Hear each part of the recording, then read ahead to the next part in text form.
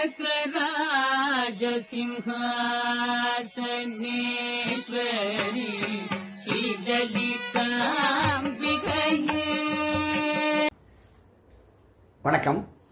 இன்று 6/3/2026 வெள்ளிக்கிழமை அன்று காலை சுமார் 8:24 அளவில் சனீஸ்வர பகவான் கும்பராசியிலிருந்து மீனராசிக்கு பயிற்சியாகி இருக்கிறார். தற்பொழுது மீனராசியில் சஞ்சரித்துக் கொண்டிருக்கும் சனீஸ்வர பகவானால் சிம்மராசிக்காரர்களுக்கு ஏற்படக்கூடிய பொதுவான சனி பயிற்சி பலன்களை நாம் இப்போது காண்போம். சிம்மராசி அன்பர்களே, சனீஸ்வர பகவான் உங்கள் ராசிக்கு 6 மற்றும் 7ஆம் வீட்டு அதிபதியாக வருபவர். அவர் தற்பொழுது உங்கள் ராசிக்கு 8ஆம் பாவமாகிய மீனத்தில் சஞ்சரித்துக் கொண்டிருக்கிறார். இது ஒரு மீடியமான நிலை அப்படின்னு தான் சொல்லலாம். காரணம் என்னென்னா, உங்கள் ராசிக்கு 6ஆம் வீட்டு அதிபதியாக சனீஸ்வர பகவான் 8ஆம் பாவத்தில் இருப்பது ஒரு நன்மையான நிலை அப்படின்னு சொல்லலாம். ஏன்னா 6ஆம் இடத்தை மறைவு ஸ்தானங்கிறோம், 8ஆம் இடத்தையும் மறைவு ஸ்தானங்கிறோம். எனவே 6ஆம் வீட்டு அதிபதியாக சனீஸ்வர பகவான் 8ஆம் பாவமாகிய மீனத்தில் தற்பொழுது சஞ்சரித்து கொண்டு இருப்பதால் உங்களுக்கு விபரீத ராஜகம் உண்டாகிறது. எதிர்பாராத நிலையில் சில நன்மைகளை நீங்கள் பெறலாம். மேலும் உங்கள் ராசிக்கு 5 மற்றும் 8ஆம் வீட்டு அதிபதியாகிய குரு பகவான் வருகின்ற 26/5/2026 முதல் வாக்கிய பஞ்சாங்கப்படி மிதுன ராசியிலிருந்து கடகராசிக்கு பயிற்சியாகி அங்கு உச்சம் பெற்ற நிலையில் இருக்கப் போகிறார். கடகராசியில் உச்சம் பெற்ற நிலையில் இருந்து கொண்டு குரு பகவான் உங்கள் ராசிக்கு 8ஆம் இடத்தை பார்க்கப் போகிறார். 8ஆம் பாவத்தில் உள்ள சனீஸ்வர பகவானையும் பார்ப்பதால் உங்களுக்கு சனீஸ்வர பகவானால் ஏற்படக்கூடிய தாக்கங்கள் சற்று குறைவாகவே இருக்கும். இதில் இன்னொரு விஷயத்தை நம்ம பார்க்கணும். 6ஆம் இடத்தை மறைவு ஸ்தானம்னு சொல்கிறேன். அதேமாதிரி 8ஆம் இடமும் மறைவு ஸ்தானம் என்று சொல்லப்படுகிறது.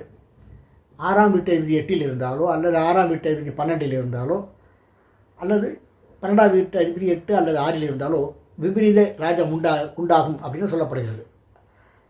அந்த நிலையில் பார்க்குறப்ப தற்பொழுது உங்களுடைய ராசிக்கு 6ஆம் வீட்டு அதிபதியாகிய சனீஸ்வர பகவான் 8ஆம் பாவமாகிய மறைவு ஸ்தானத்தில் தற்பொழுது இருந்து கொண்டிருக்கிறார்.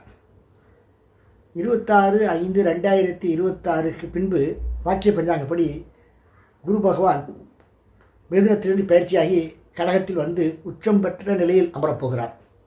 இதில் ஒரு சிறப்பு என்ன அப்படின்னா, குரு பகவான் உங்களுக்கு பூர்வ புண்ணிய ஸ்தானாதிபதி, அதாவது 5ஆம் வீட்டு அதிபதி மற்றும் 8ஆம் வீட்டு அதிபதியாக வருபவர். அவர் 8ஆம் வீட்டு அதிபதி என்ற நிலையில் உங்கள் ராசிக்கு 12ஆம் பாவமாகிய கடகராசியில் வந்து இருப்பதால் விபரீத ராஜம் உங்களுக்கு உண்டாகப் போகிறது. எனவே உங்களுக்கு எதிர்பாராத நிலையில் சில நன்மைகள் நடக்கக்கூடும், சில வெற்றிகளும் உங்களுக்கு எதிர்பாராத நிலையில் கிடைக்கக்கூடும். சனீஸ்வர பகவான் 7ஆம் வீட்டு அதிபதி என்ற நிலையில் உங்கள் ராசிக்கு 8ஆம் பாவத்தில் இருப்பது ஒரு மீடியமான நிலை அப்படின்னு தான் சொல்லணும். வாழ்க்கை துணையருக்காக சில செலவுகள் நீங்கள் செய்ய நேரிடும். மேலும் உங்களை சுற்றி இருப்பவர்களின் அனுசரணை முழுவதுமாக உங்களுக்கு தற்பொழுது கிடைக்காது. ராசி அன்பர்களே, உங்கள் ராசிக்கு 8ஆம் பாவமாகிய அஷ்டமஸ்தானத்தில் சனீஸ்வர பகவான் தற்பொழுது சஞ்சரித்து கொண்டிருப்பதால் பொறுமையாக செயல்படுங்கள், சிந்தித்து செயல்படுங்கள். எந்த ஒரு செயலையும் ஒரு முறைக்கு இருமுறை சிந்தித்த பின்பே செயலாற்றுங்கள். உங்களுடன் இருப்பவர்களை சற்று அனுசரித்து செல்லுங்கள்.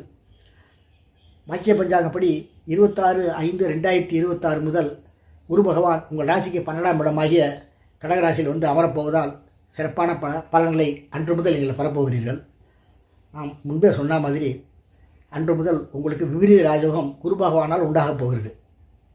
உங்கள் ராசிக்கு 8ஆம் வீட்டு அதிபதியாகிய குரு பகவான் 12ஆம் பாவமாகிய கடகத்தில் வந்து அமர்வதால் உங்களுக்கு விபரீத ராஜம் உண்டாகப் போகிறது. அது மட்டும் இல்லை, சனீஸ்வர பகவான் ஆல்ரெடி 6ஆம் வீட்டு அதிபதி என்ற நிலையில் 8ஆம் பாவத்தில் தற்பொழுது இருந்து கொண்டிருக்கிறார். அதனாலும் உங்களுக்கு விபரீத ராஜகம் தற்பொழுதும் உண்டாகக்கூடிய நிலைமை இருக்கிறது. என்ன ஆனாலும் குரு பகவான் கடகராசியில் அமர்ந்து கொண்டு உங்கள் ராசிக்கு 4ஆம் இடம், 6ஆம் இடம், 8ஆம் இடம் இந்த 3 பாவங்களை பார்க்க போவதால் சிறப்பான பலன்களை நீங்கள் அன்று முதல் பெறப்போகிறீர்கள்.